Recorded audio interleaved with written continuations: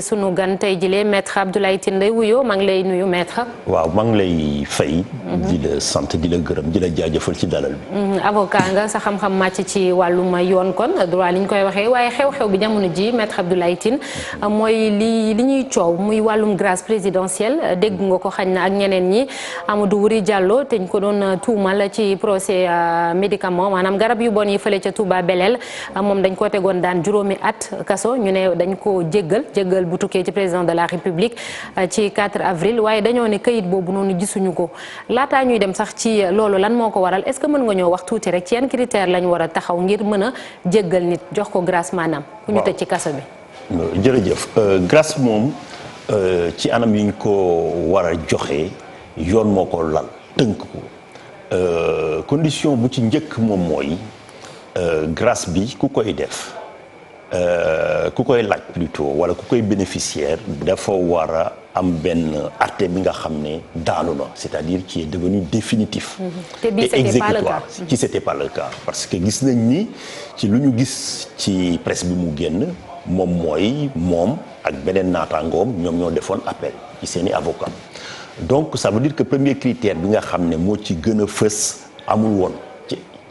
beneen bi nag bu ci tegu moom mooy mbirum grâce bokkul ak amnistie grâce mooy dañuy baale dañuy dakkal peine bi dañ koy wàññi. maanaam niñ la tëjee ci kaso bi. dañuy wàññi peine bi wala ñu dakkal ko wala mën nañ ko changer def ko benn peine bu gën a oyof mais boo xoolee ci affaire bi ci dossier bi li ci njëkk. critères yi loolu kese la nga baal ma maître wala des na. waaw des na beneen critère. parce que boo gisee critères yooyu. léegi daa am ay domaines yi nga xam ne aussi mënuñu ci baale par exemple muy ay amende fiscale douanière ou en matière administrative léegi critères yi nag boo ko defee noonu moom mooy ñaari façon amnistie moo am daa am amnistie bi nga xam ne yow yaa koy laajal sa bopp yow yaay jël sa këyit waaw grâce plutôt bi nga xam ne yaa koy laajal sa bopp yaay demander président mu baal léegi beneen bi mooy collectif comme 4 avril wala président bi nga xam ne day jël fonction tradition républicaine dafa lal ni la plupart du temps dañuy baale mais bi 4 avril la woon ce qui veut dire que grâce bi bu ñu jëlee ñi nga xam ne ñoom ñoo ko war a bénéficier am na beneen condition bi nga xam ne moo ciy laloo maanaam ñooñu déjà la plupart du temps foog ñu nekk seen diggu peine et que waruñu am peine de sûreté parce que des fois yoon dalay daaneel mais day wax diiru nangami at kenn mënu la baal léegi moom bu ñu gisee ci yooyu ci àtte boobu condition yooyu yëpp amul benn bu ci réunir boo ñëwaatee aussi ci procédure bi grâce bi bu ñu ko naree def dañu koy yónnee procureur dossier bi procureur bi nga xam ne tribunal bi nga xam ne ñoom ñoo joxe woon àtte bi moom day gëstu saytu mbir mi xool ndax est-ce que ñi nga xam ne ñooy laaj grâce éligible ne su dee éligible nañu mu joxe avis favorable bu joxee avis favorable dossier bi day jóge foofu dem ci ministère de la justice am na benn direction bi nga xam ne moom la ñuy woowee direction des affaires criminelles et des grâces bu ñooñu saytoo ba xool ba xam ni ñii laaj grâce yelloon nañu ko parce que ñu ngi ci conditions yi nga xam ne moom la yoon lal léegi ñooñu ñooy bind projet de décret bi yónnee ko secrétariat de la présidence président de la république xaatim décret bi mais da koy contresigner ak premier ministre ak ministre de la justice wala ci yenn xeetu atte yi bu amee beneen ministre bi nga xam ne intervenir ci kaawu Amadou Wuri Diallo bi ñu ne il a bien bénéficié d'une grâce ci xibaar yi nga xam ne mujj nañ koo jot kon yëf yi naka la demee maanaam yëf yi fan la fayiree ci ban étape ci chaîne bi la fayiree ndax buñ la déggee maanaam moom remplirul critères yëpp ngir mën a am grâce terewul am na ko. waaw loolu kay fu bu ñu xoolee dysfonctionnement bu ci njëkk mooy ñi dugal turam parce que comme li ma la doon wax dañu nekk ci cas yi nga xam ne amnistie collectif la ci grâce collective plutôt bi nga xam ne nekkul individuel c'est-à-dire bu yow yaay jël laaj mais dañuy xool ay détenus ñu ne ñi yelloon nañu ko donc turam war woon dugg ci loolu parce que moom remplirul condition donc premier dysfonctionnement deuxième dysfonctionnement moom mooy aussi dossier bi bu yegsee ci procureur comme ni ma la doon wax c'est-à-dire procureur bi nga xam ne ñoom ñoo joxe àtte bi moom dañañ ko ne ñii dañ leen a bëgg a gracier léegi moom mooy xool maintenant est-ce que ndax ñooñu ku ci nekk sa situation pénale may na la ñu nga bénéficier wu grâce mu joxe avis favorable donc foofu am na deuxième dysfonctionnement troisième dysfonctionnement bi mooy ñi nga xam ne au niveau du ministère de la justice aussi ñoom ñoo def projet de décret yi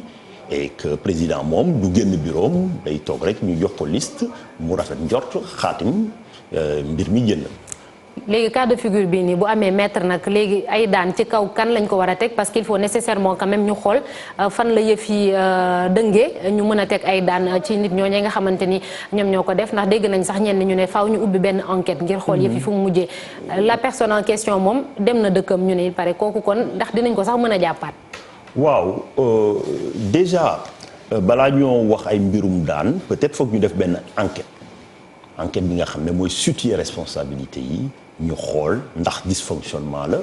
wala lenn li nga xam ne dañ ko def volontairement pour mu mën a échapper à la justice. mais lii mënut a weesu tayef maître wala. man nag dama ci maanu. parce que bu ñu xoolee effectivement dysfonctionnement yi dafa bëri. mën nañu jàpp ne ñi dugal tur bi mën nañu juum mais procureur war na ko saytu après ministre de la justice aussi seen direction bi war nañ def seen liggéey. mais aussi comme ci mbirum yoon la ñu nekk dañuy continuer di rafet njort ñu am benn présomption d'innocence pour ñi nga xam ne ñoo liggéey ñoo nekk ci dossier bi ñu bàyyi enquête bi ñu nga xam ne peut-être xam naa ne autorité nañ ko initier mu situer responsabilité yi après bu dee pointé na ay dysfonctionnement peut-être ñi nga xam ne ñoom la seen responsabilité impliquée yoon bu waree indi ay daan dina indi ay daan. parce que yëf yi tamit fi mu gënee feeñ mooy procès bi dafa nekkoon en appel yaa ngi doon wax sànq ni benn ci critère maanaam bi njëkk bokk na ci jugement définitif maanaam yëf yi ñu jeexal ko tàkk. waaw mi ngi noonu te démb appel bi moom moo amoon juge bu cour d'appel bu Thiès moom ci boppam sax ñu ne moom moo ko woo parce que gisul sax këyit bi nga xamante ni moom moo koy wan ni. benn ci condamné bi dafa bénéficier grâce bi. waaw loolu mbirum amnistie nag. grâce grâce bu nga baal ko mbirum grâce bi. décret bi duñ ko publier du am publicité même ki nga xam ne moom moo bénéficier grâce moom mënta gis dossier am ci biir dossier am décret bi donc duñ ko ciy faral di dugal par contre am na fi nga xam ne fa lay feeñ. kon c'est normal que juge bi bañ ko am. mu bañ ko gis ci dossier bi. par contre am na fu mu ko war a gis moom mooy xam nga grâce du effacer ce casier judiciaire. bu dee dañ la grâce yi bokkul ak amnistie nga xam ne dañ lay jéggal lépp. voilà day yëpp donc grâce boobu ci boppam tribunal bi nga xam ne moom moo la condamné woon ci wetu jugement bi dinañ ci inscrire ne que yow peine bi mujjoo ko def parce que dañ la gracier benn ñaareel bi moom mooy ci sa casier judiciaire tam dinañ ci bindaat ne condamné woon nañ la lii wante dañ la gracier donc am na yeneen xeetu documents yi nga xam ne buñ ko saytoo. ci yoon ki nga xam ne dossier am jaar na yoon foofu la ko mën a gis mais ñu yegg ci tribunal bañ ko gis loolu c'est normal. c'est normal léegi nag lu ci tey xel lu tax aussi tribunal mënu ko woon gis moom mooy xeetu procédure yooyu pour mu mën a am foog mu bañati am benn recours maanaam mbir mi day ubu day daanu alors que fii dañu gis ne mbir mi ñu ngi ko war a àttewaat. après ñu ne la sawaay nekkatu fi parce que gracier nañ ko loolu day am lu tey xel. ndax maître Abdoulaye Tine lii tamit nekkul rek benn ci mbir yi nga xam ne moom mooy wane ni suñu système judiciaire bi laaj na xaj na ay coppite yu rëy rëy te bëri na tamit ay failles yu bëree bëri yoo xam ne faaw ñu lijjanti ko ngir bañ lu ni mel daal di fi amaat wala sax lu ko ëpp dayo waaw loolu moom day firnaal ni suñu système judiciaire bi foog ñu càmbaraat ko foog ñu saytu ko. et comme ni nga ko waxee foog ñu indi ci ay coppite yu bëri parce que benn système bi nga xam ne dafa yàgg la et que am na ay réformes yu jàll mais boo xoolee ci nu muy doxee dafa am archaïsme maanaam moderniser wuñu ko. loolu nag benn réforme en profondeur la warul nekk slogan réforme de la justice mais foog ñu def benn audit préalable xool nu mécanisme yi di laloo ak ponk yeeg charte yi nga xam ne moom war nañu ko xoolaat soppi ko pour mu mën a méngoog doxinu jamono. Maître Abdoulaye Tine laataa ñuy tàggatoo laaj bu mujj rek da nga yëngatu tam ci wàllum politique yow yaa jiite Union sociale libérale bëggoon nga samp sa ndënd xaj na bokk candidat déclaré nga woon ci présidentielle bi ñu ngi wax jamono ji wàllum dialogue national. déjà semaine bale weesu Aly Ngouille Ndiaye daje na ak yenn ci ay hommes politiques ak société civile am na ndaje bu ñu amal gannaaw suba jeudi lan moo ciy sa taxawaay ndax bokkoon nga ci réunion bale passé ak bu mag bi ndax di nga ca dem yaag sa parti. waaw réunion bi passé ñun demuñu ci woon. parce que nu ñu farale woon di wootee dialogue fii ñun ànduñu ci woon parce que dialogue moom mooy da ngay ñëw ñu waxtaan mënoo ñëw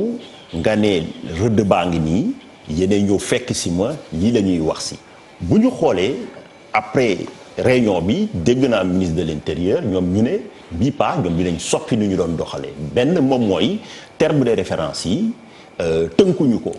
maanaam ku ci nekk boo amee li ngay wax mën nga ñëw dugal ko ci ñu waxtaan ci. gannaaw suba lañ koy tënk lañ waxaat. mooy maanaam beneen ndaje bi maanaam dañ ko ubbi maanaam terme yi boo amee benn thématique. loolu lu baax la avancé la deuxième poñ bi moom mooy boo xoolee mbiru terme de référence yi nee nañ ku ci nekk bu la neexee nga jàngat ñëw indi say proposition ñun parti bi nga xam ne Sénégal moo ñu tax a jóg